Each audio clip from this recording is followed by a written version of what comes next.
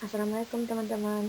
Gimana kabarnya? Baik, di sini saya akan menjelaskan tentang pengelolaan sampah dengan konsep 5R, yaitu reduce, reuse, recycle, replace, and reclaim. Sampah merupakan material sisa hasil aktivitas yang dibuang sebagai hasil dari proses produksi, baik itu dalam industri maupun rumah tangga. Dapat dikatakan sampah adalah sesuatu yang tidak diinginkan oleh manusia setelah proses dan penggunaan berakhir. Indonesia merupakan negara penghasil sampah plastik terbesar kedua di dunia. Dalam setahun, 250 juta penduduk Indonesia menghasilkan 3,2 juta ton sampah plastik yang tidak dikelola. Sekitar 1,3 ton dari jumlah ini masuk ke lautan Indonesia. Menurut Undang-Undang Republik Indonesia Nomor 18 Tahun 2008 tentang pengelolaan sampah, yang dimaksud sampah adalah sisa kegiatan sehari-hari manusia dan atau proses alam yang berbentuk padat. Sampah ini dihasilkan manusia setiap melakukan aktivitas sehari-hari.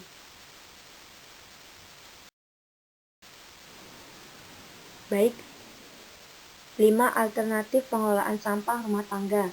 Yang pertama, reuse atau menggunakan kembali. Dilakukan dengan cara sebisa mungkin memilih barang-barang yang bisa dipakai kembali, dan juga menghindari pemakaian barang-barang yang hanya sekali pakai. Contohnya, yaitu gunakan produk yang dapat diisi ulang. Plastik resek digunakan untuk tempat sampah. Yang kedua, recycle atau mendaur ulang. Dilakukan dengan cara sebisa mungkin, barang-barang yang sudah tidak berguna lagi bisa diatur ulang. Contoh, mengubah sampah plastik menjadi souvenir. Yang ketiga, replace. Dilakukan dengan cara lebih memperhatikan barang yang digunakan sehari-hari. Dan juga mengganti barang-barang yang hanya bisa dipakai sekali dengan barang yang lebih tahan lama. Yang keempat, replant atau menanam kembali. Dilakukan dengan cara membuat hijau lingkungan sekitar, baik lingkungan rumah, perkantoran, pertokoan, lahan kosong, dan lain-lain. Baik, 5R. Prinsip 5R diyakini sesuai dengan implementasi peta jalan Making Indonesia di era 4.0 yang salah satu program prioritasnya adalah mengakomodasi standar-standar keberlanjutan dan diharapkan manufaktur jadi leading sektor dan berdampak luas dalam mentransformasi ekonomi nasional menuju circular ekonomi.